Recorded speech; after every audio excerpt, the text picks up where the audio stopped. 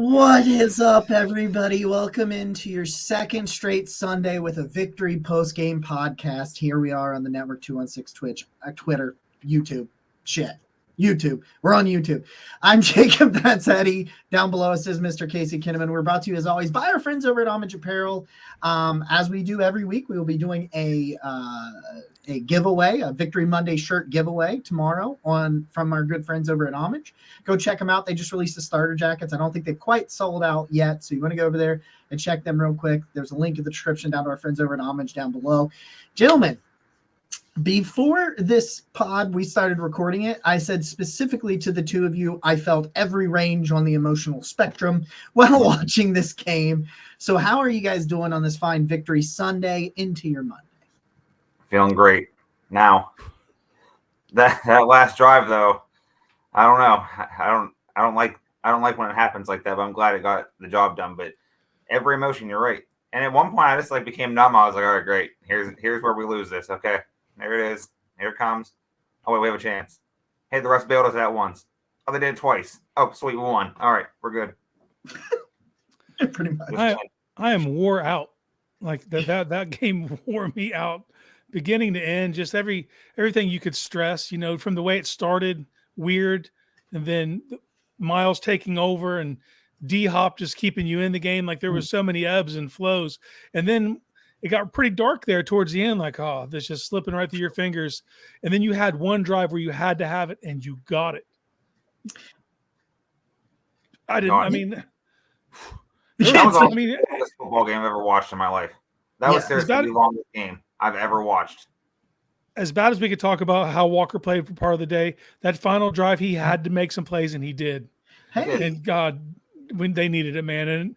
And like at the end when the refs, like if you were to say like MVPs of the day, Miles, D-Hop, the ref, I'm cool with that, man. I am completely cool with that.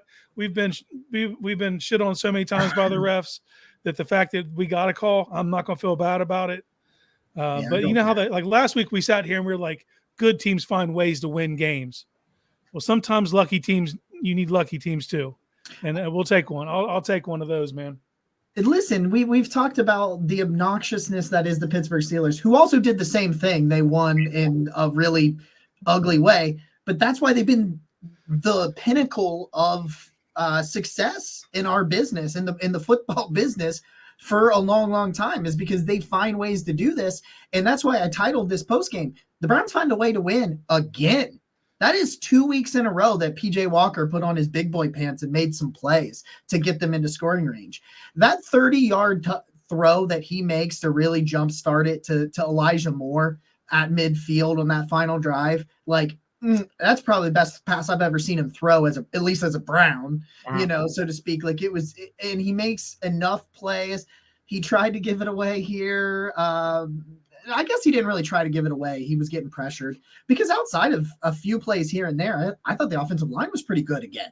Like there were some weak moments. I thought Wyatt Teller got blown up a few times and things like that. But overall, I thought they were pretty good, that the quarterback play was just suboptimal, and they could only get the run game was hit and miss because they were loading the box. So it was like a lot of, like you said, ebbs and flows and ups and downs. And it's just like, good teams find ways to win games and then fix their problems. And Kevin Stefanski said this. It might have actually been Baker Mayfield, like I think during the 2020 season or something like that, where there had been a bad game that they had won. And Baker said, it's good to learn from mistakes in a win. He said something along the lines of like, yeah, we made mistakes out there, but we did enough to win. Now here we are. And I think that reigns true today, that it's just like, oh my God, when he did that, by the way, Za'Darius got his first sack on the final play of the game, because that was a strip sack fumble from Za'Darius. When he dropped that ball, I ripped my shirt off, or, as soon as he caused that fumble, I pulled my shirt off. I started whipping that sumbitch around, having a good time. It was like, listen, the defense at times was awful. At times, really good. Miles had a defensive player of the year game, his second this year. That's 2 times. He's really made massive impacts on games. And it's just like, some calls, big D-Hop's the first player in NFL history to hit a 50-yard field goal in 5 consecutive games. He did set that record. He also hit 3 of them today? Two 54-yarders and a 58 that he just put. That would all of them were good from over 60. Yeah, and I'm like, career long. Was 58. it okay? And he was just, I don't know what he's on right now, but he's just nailing. And it's just like, you have a good football team. You have a quarterback problem. On Tuesday's Barking Browns, we're going to talk about that. But right now, we're not going to talk about that shittiness. We're going to talk about the fun. We're going to talk about things they can build off of. And we'll enjoy the win for now. And then I know on Tuesday's show, I've got a lot to say about the quarterback. So I'll start with you, Casey, and we'll go up to Eddie. Just like let's start just your biggest takeaway. Let's do that. My biggest takeaway was there was an emotional letdown, and they still pulled through. Defense, like they came out flat on both sides of the ball, and coming off on a high emotional win like they had last week, that's kind of understandable to not be, peaked up playing right at your utmost. But the tackling was bad, but there were some great individual performances inside of the defense. Overall, I would say it was definitely a big letdown day. But a couple guys buoyed it and were able to. The defensive line still brought it. They still, shout out Jordan Elliott, man. That was the best game I've ever seen him play. Yep. He definitely was doing his thing up the middle. Miles, obviously. So, yeah, there was a huge letdown, but the letdown didn't cost you the day, which I think is the takeaway. Because they have to regroup now, and they have a big road trip next week to Seattle, which is a tougher place to play. So, yeah, man, escaped by the skin of your teeth today. That's right, and that's fine because that's all they needed to do. At one point, this game it was over. A lot of us were just like, yeah, okay, there it is. There's the letdown. There it finally happened. Then they're right back in it, and it's like, huh? Okay, let's see how you guys mess this up for us down at when you get the closest you can. Yeah. And some of those play calls on the goal line, I was just like, luckily we got bailed out though. A lot of people are like, oh, because of the refs. All right, I'll take that. You know how many times we've been screwed by the refs? I can't count that high. Yes, I can, but I don't want to. But it was a win that, like Casey was talking about, they just stuck with it and stuck together. The defense wasn't great this week by any means, but there was moments of greatness. Myles Garrett had a whole great first half. Yeah. And he was still constantly in that backfield in the second half. So a lot of people are like, oh, he doesn't put up stats. Well, he put up quite a few stats today, and him and his other defensive linemen got after it. The secondary was a little bit concerning. They were a little bit exposed by Gardner Minshew, of all fucking people. There's the one quote I said. Quota, cha-ching. We should be able to say it more, but I digress. But yeah, I just thought it was a great team win because good teams find ways to win and stack wins. And there was a stat that I think it was Trey Wingo tweeted out at the beginning of the game. It was 14-7. Looked like the Colts were just going to run away with it. The Browns are 3-13 after wins over the past 2 or 3 seasons. It's the worst record. Well, they're not 3-14. So I think that the biggest takeaway for me is the resiliency of this team is finally at a place that we want it. I think we've waited for so long for some of the culture shifts to happen, and we've seen minor culture shifts in both 2020 and 2021, and even a little bit in 2022. Okay, cool. I just got a message that the crisis that is going on down in with some workers of mine is being averted. So we're in a good spot now. Cool. I'll probably have to call and pay a bill here in a second. But we've wanted to see this. What's something that the Pittsburgh Steelers have as a culture, that continues to drive them to not lose more games than they win every year? They're always getting a winning season. They're not going deep into the playoffs or anything like that, but they always get to watch winning football in Pittsburgh. And this is part of it, being resilient. We're finally seeing some of those aspects. It hasn't all come together yet. No, by any means. But you're watching back-to-back gutsy, ugly-ass wins where even though some of the players struggled, like at the quarterback position, they are giving 110%. I believe that in these last 2 games specifically, that every player on the field in brown and orange is giving you everything they have. Some of them just aren't super talented when they throw the football. But, outside of that, it's just like, I have not watched 2 games like this. So in my lifetime, and what I mean by that is I thought when it was 17-13 49ers, I thought that game was over. There's no way they're going to drive and score a touchdown. There's no way they're going to score twice, which is what ends up happening. They score twice, kicking 2 field goals there. In this game, you talked about it, Eddie and Casey. We've talked about this. When they go down before that final drive, when it was, what would have been 38 to 33. When they go down 38 to 33, every other year of my life, the Browns lose that game. Yeah. And now 2 weeks in a row, you have found ways. That's a testament to talent.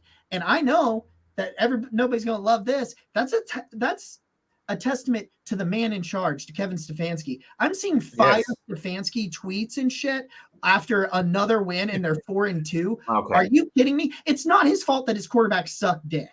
Like, say it with me. His quarterbacks have sucked dick. That's it. It's what it is. They have gone out there. They've sucked. It's just like everybody wanted to kill him after that 4th-and-1 play when Ford fumbles. That was a perfect play. It was a first down. Your running back just can't catch a simple pitch. He's got those guys prepared. He's got them playing really well. They've got to work on cleaning up some of the execution, but they only had 4 penalties in this game. And I just think as a whole, if they can figure out quarterback, man, and maybe it's Watson, maybe he still figures it out, but if they can just figure out that position, this can be a dangerous team. There's no quit. I think that's the takeaway. There's no quit in this bunch because there were several times where it looks like the momentum's completely shifted and it's about to go downhill the other way, and they would make that one play that puts them right back in it to turn the ball over. Let's say it, hey, man, they finally won a turnover battle. And God, they needed it. You know, they did, didn't they? Yeah, 4. They got lucky bounces in some of those turnovers. They finally got those lucky bounces. Yeah, you never get that. Yeah, and it was due. And like I said, though, like there were times where it looked dark, and they'd make a play just to get their foot back in, creep back in the door, and just stayed with it, man. And because, man, that ugly road wins, but they all stack the same. That's going to be a dub. That's 4-2. With an opportunity to go 5-2, do you know what I mean? And just got to keep building week over week. Can't let one week bleed into the next week. It's going to be a loud week in Berea. Believe that. There's going to be a loud week in Berea. I'm already over it. Yeah, you can be over it, but the media is not going to be over it. They're going to ask the same dumb questions. It's going to keep rearing its head. There's some questionable things happening behind the scenes. I think they need to look on how they handle things in general. I'll only talk about the quarterback briefly. I'm seeing the narrative. It's like, oh, they forced him out there too early. Bro, if you haven't realized, the quarterback decides when he plays. That's happened since 21. They make that call.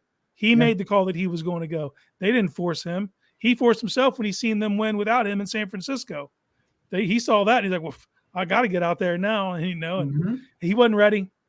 And there's some double talk already happening about he evaluated for a concussion, passed the battery of tests, but still didn't go in. But there's no injury designation when he's clearly favoring that shoulder.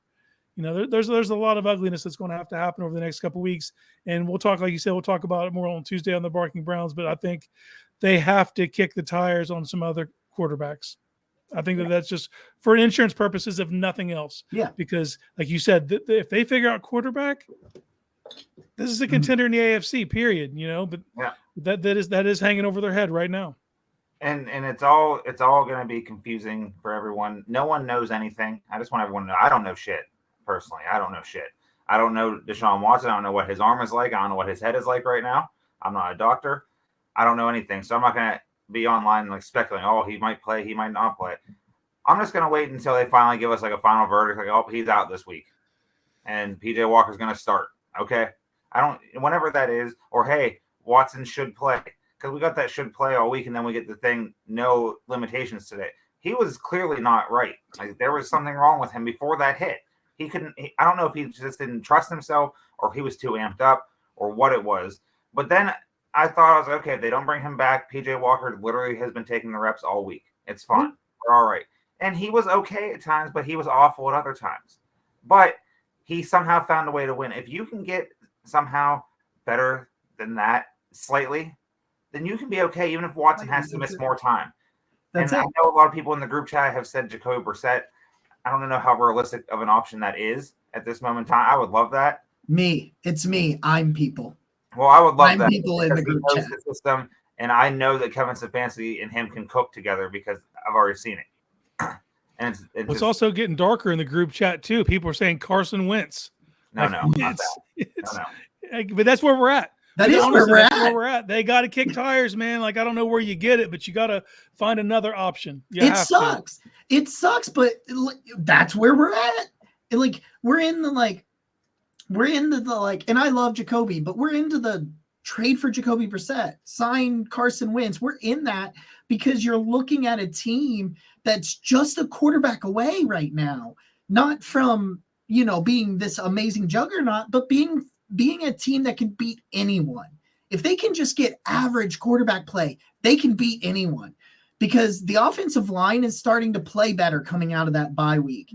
Their running backs, they finally gave Pierre Strong a little bit of love, maybe some more. I think they were forced to. I don't think they did that on their own. I think that when everyone started getting hurt, it was like, all right, Pierre Strong. And he had a lot of juice. I love him off the left side, by the way. Yeah, right. But it's like, build a three-headed monster in the backfield. I don't care what it is, but the run game is getting there. Kevin Stefanski, and Bill Callahan and those boys, like they can really coordinate a run game. And they're figuring out ways to coordinate it without Nick Chubb, which is very difficult. But they're doing it. And, Elijah Moore made some plays today. Amari's Amari. When you get him, you can actually get him the ball. Another good day from David Njoku.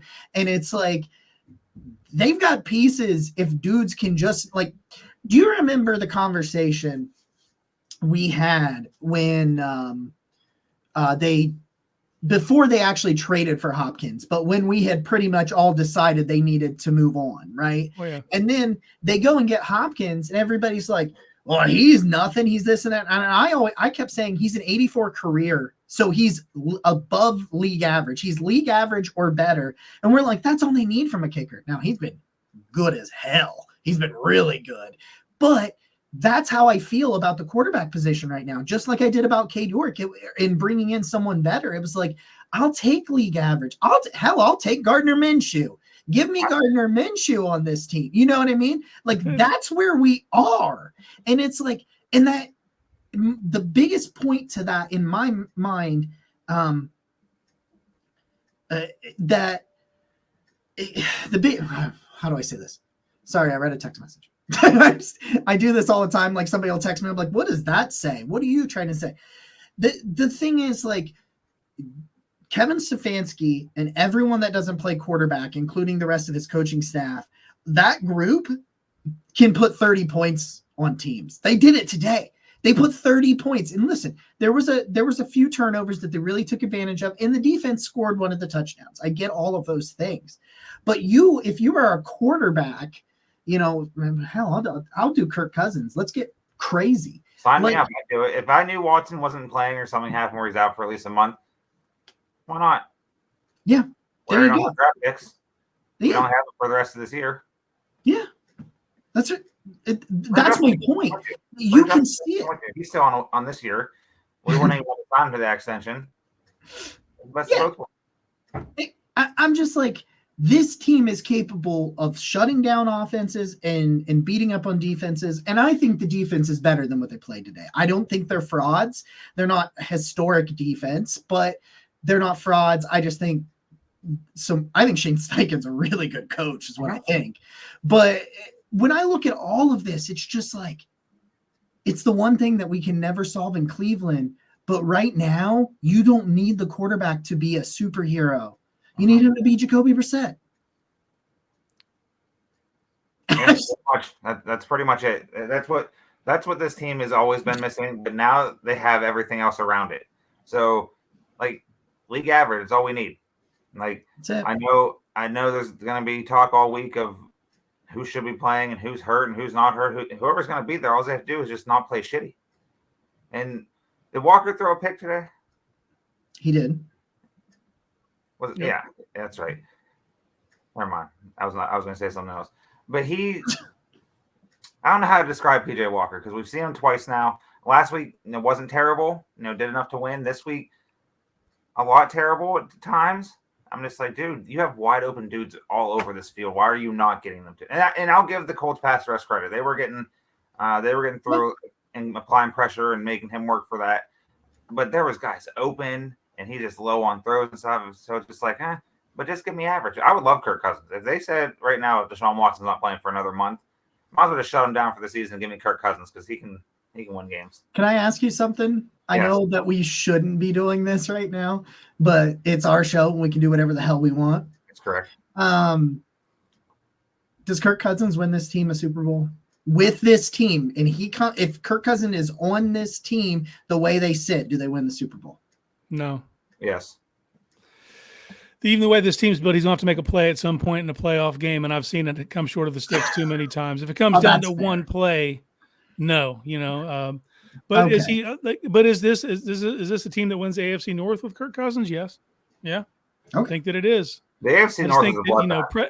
Pressure situations. I don't know if he's the guy for the job, but is he good enough? I guess what I'm saying is, does he raise the talent of this team to Super Bowl level? Yes, but the only reason you trade for him is if you're shutting Watson down for the year. Yes. Yeah. I don't know if I don't even know if they would ever know that. Like even if they said tomorrow, oh, he has to have surgery, he's out 6 weeks. Oh, he might come back in 4. Like I can see them doing some nonsense like that. But no, I'd trade for him. I don't care. I'll talk more about it because I think I'm going to do the Faithful Dogs, for the foreseeable future. So that way I can retune mine, and we're not all in the same thing. And it's just easier that way, and it's more fun. I can talk to other people. But I'm going to talk more about it. But I'm almost over this whole Deshaun Watson situation, and we're only year 2 of 5. I don't know if I'm there yet.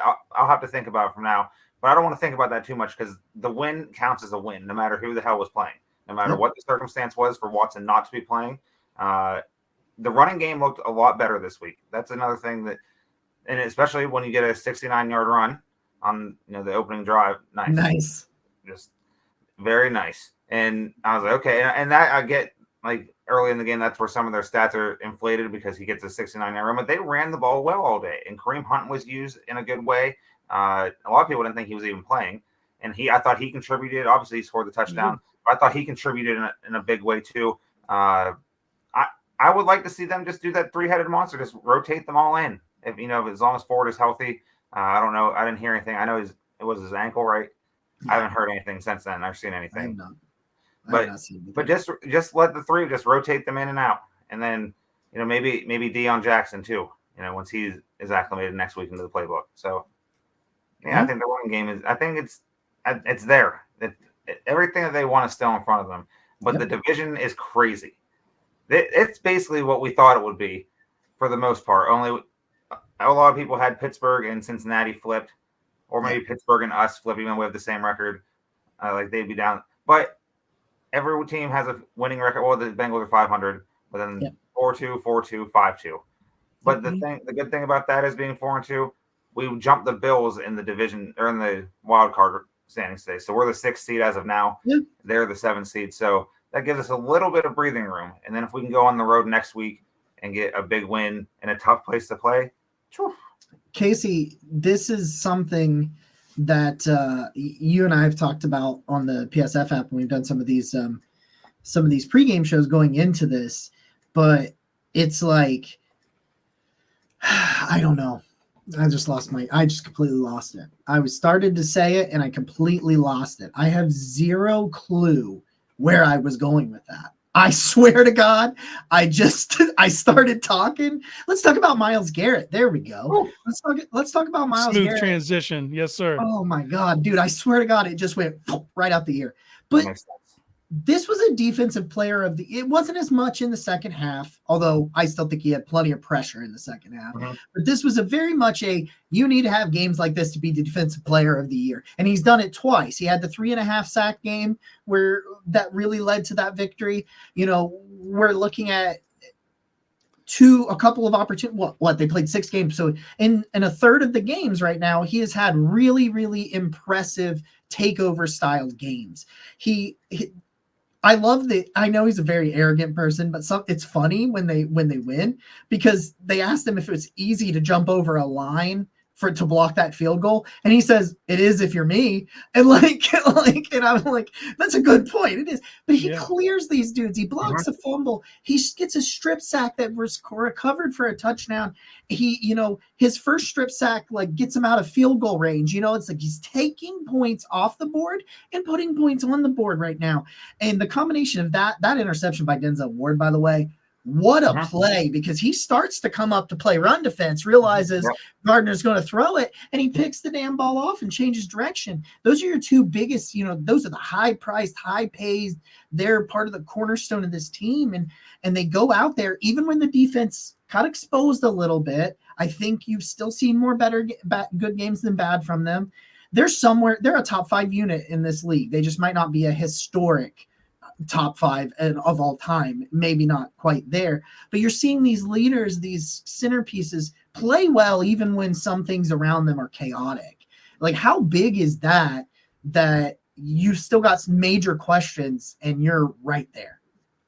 You touched on it, man. You got massive plays from the players that you're paying, the guys that are supposed to be top of the food chain, and they showed up. You know what I mean? Yep. You got massive play out of Myles Garrett. I mean, 2 strip sacks. Like you said, he blocked a field goal. He stripped a sack that was for a touchdown. It's basically a 10-point difference by himself.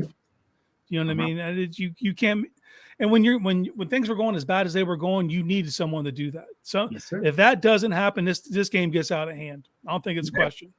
But you had a guy show up, do his thing, keep you right in it, it gives you confidence. Another guy's fed off of it, man. Obo had a hell of a game. Like we already talked about Jordan Elliott. Zadarius coming up with that last strip.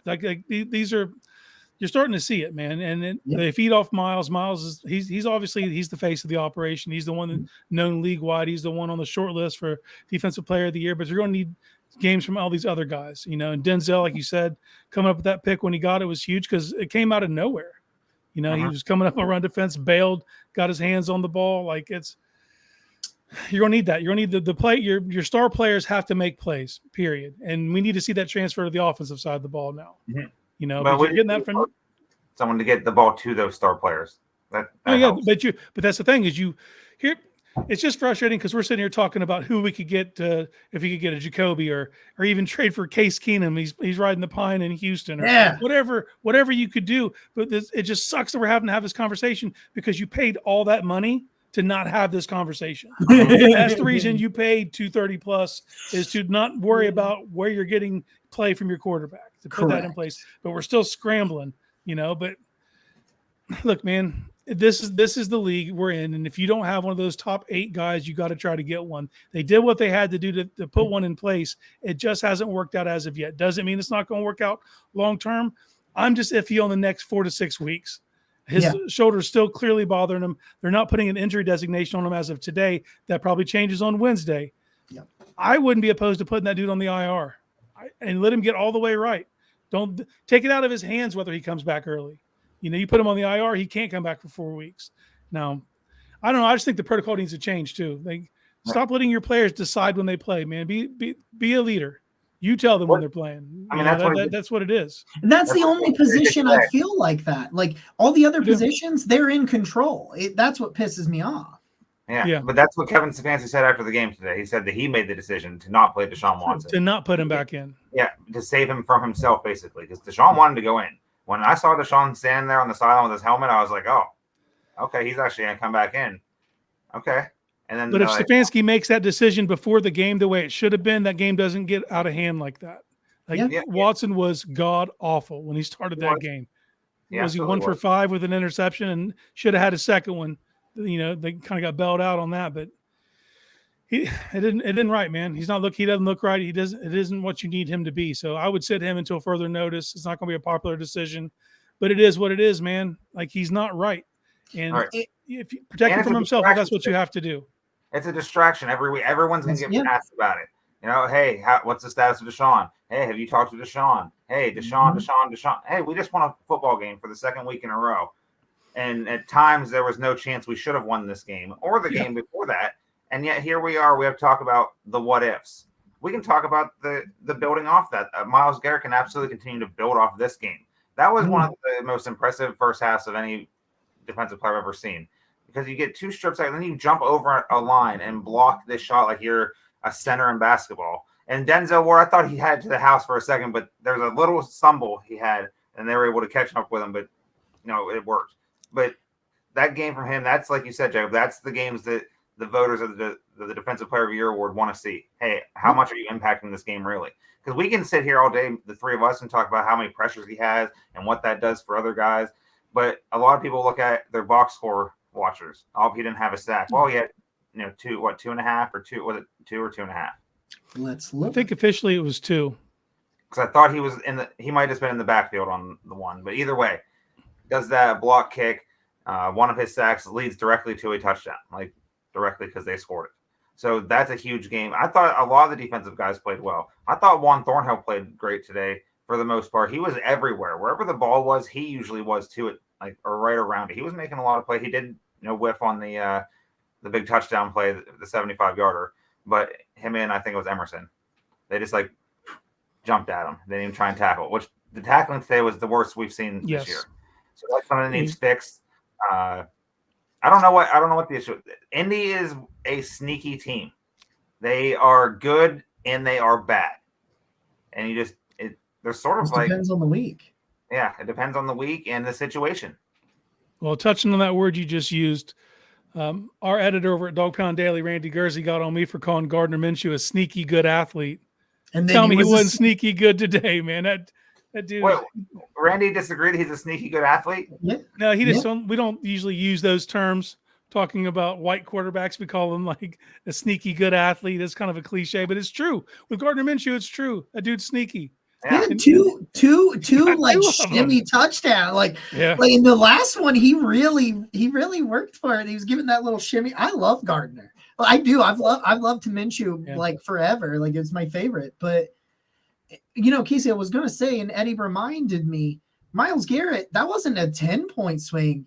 He had 13 because when he blocked that field goal, Ward returned it far enough to get a field goal on that drive. So Myles Garrett's play directly added was a 13-point swing. One is for a touchdown, one blocks a field goal and turns to 3 for us. Ends up being a 13-point swing just off that one defensive player. And that's it. You both just said it. That's what the voters are looking for. That's that dominance where it's like, Eddie said, how much do you impact a game? 13 points on those 3 plays. And I'm not talking about any of the other plays that he made today. I'm talking about those 3 singular plays being a 13-point swing in the favor of the defensive player. And it's like, we sit here and we're upset. And I know we probably talked a little too much about the quarterback because we're worried about that situation. It's hard not to. But when you sit back, listen to this. The Browns and Colts had 8 lead changes. That is the most in any NFL game in 4 years. And it is only in the 104-year history of the NFL, that has only happened 15 times. Wow. So you're talking about a game that was just like, pow, pow, pow. Like, I don't know, somebody, who was it? Our friend Drew in Brick City. He sent me a message during the game. He said, my heart can't handle many more games like this. It was like 8 lead changes. But it's just like, you can sit back and look at it and legitimately think that this team is a player away.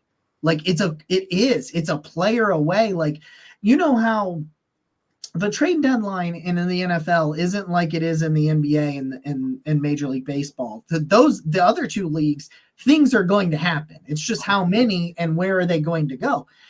There are plenty of trade deadlines in the NFL where nothing happens, and most GMs are basically going to tell you we're not a player away, so that's why nothing happened.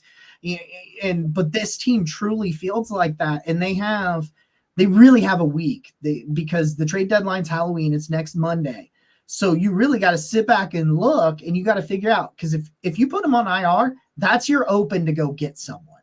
Like that's hey. We know we have to start a backup for 4 more games. It needs to be impactful because right now you're 2-1 without Deshaun Watson, but you're also 2-1 with it. You know what I mean? So it's like, but if you're looking at that and you're like, man, there's winnable games after, Seattle, you get the Cardinals. It'll be very tough on the road against the Ravens, who spanked the Lions today. But then you get a bad Steelers team, a bad Broncos team, an iffy Rams team. Like, you may have to go get someone, because I truly think all of these pieces, as they are trying to build the ebbs and flows, they're figuring things out. The offensive line is figuring things out. The wide receivers are figuring things out. As this is going, you look at it and you're like, none of it's going to matter if they don't figure out that position. That's true. That's And it's still true. disjointed. In the post-game press conference, Stefanski already said he expects Watson to be the starter next week in Seattle. I don't know why he's saying that out loud, putting the pressure on. Yeah. But then Watson's turning around and saying he's not sure if he's going to play next week. I think they need to get a medical diagnosis, and then they need to make a decision. And I think, honestly, the 4-week IR is the best thing you could possibly do, not just for him, but for your team, so you don't have to answer the damn question every day. Is he throwing? Is he going? Is he going to talk about injured player? player? Yeah, he's on the IR. He gets out of sight, out of mind. Let him get his body right. Because until his body's right, nothing else even matters for him. But then they can start to move their path forward to what's the next move, And if that's starting PJ Walker next week and hitting the phone lines up and trying to scramble to get another veteran, I'm cool with that. Uh-huh. It's just the path ahead is so muddy, because it's will he play, won't he play? And you have all that going on when you have a game coming. And that game's coming in 7 days, whether he's ready or not. So you have to have your team prepared. And I just think it gives them a clearer path if they were just to pull the Band-Aid off and just make a decision. Yeah, especially I want him to get every different test you can think of done tomorrow. All of them, get them done. Because why he hadn't got all the MRI and stuff prior to when he did is beyond me. Because anytime in the NFL you see, so-and-so leaves the game with a leg injury or whatever injury it is, and then, X-rays came back negative. We'll get an MRI tomorrow. Yes, okay, exactly. So why? What are we doing here? Like, why are we not doing that? I don't feel that's been a thing yet. Like, I don't know if it's like the team says, "Hey, we want you to get tested." And Watson's like, "No, I'm good. I talked to my doctor." I don't know, but I just want it to go away. I don't care if it goes away just for the next month, and then he comes back and he can play, hopefully, somewhat well. I mean, because. That's future us's problems. That's not our problems. That's future us's problems. Yeah, future us will deal with that in a month. Yeah, that's true. Screw those guys. Because I was just trying. I just want to build on this win if I'm the Browns. That's hard. That's gonna be hard. There's gonna be a lot of outside noise. So I think this is where we're gonna see Kevin Stefanski and what he's made of. Yeah, those are two impressive wins, and he should not be fired by any means. If you think that after either of these wins, you are a buffoon, and especially if you thought that on the Ford fumble where he, just I don't know what he did there. I don't know if he just took his eyes off it or just saw ahead that he had a bunch of room to run and just saw it real quick and was just like, boop, and then okay, and then missed it. But we'll see how he does as the leader of this team to navigate them through. Who the hell knows what this is? Nobody knows what this is. It's not very common in the NFL to have your starting quarterback. You trade a bunch of money or a bunch of picks and give a bunch of money to. Oh, we don't know if he's playing ever. No, he's gonna get all of his money regardless. But he said we don't know if he's playing ever. I was like, oh shit. We don't know if he. That's what we do. We'll never know. Now, you know what else is uncommon though? I'm only a fan of one of 32. I don't know how the other 31 operate. But is there any other head coach whose seat gets hotter with wins? No. That didn't seem like it's a thing, right? Like, am I making this up? Except Lovie Smith last year because he was fighting them and he won the game. Oh, that was fantastic. That was great. But no, Casey, no one is under fire after wins. That's crazy. It gets hotter. Each week he wins. Wins no games that they have no business winning. He pulls it through, and all of a sudden it's like, get rid of that son of a bitch. Yeah, he's really holding us back, isn't he? I'm trying to fire up our good buddy Randy Gursey. I'm sending him pictures of Jacoby Brissett right now. Oh, I'm going to get him all fired up. He gets so mad when people praise Jacoby Brissett. Well, not that they praise him, they overpraise him, and he's right.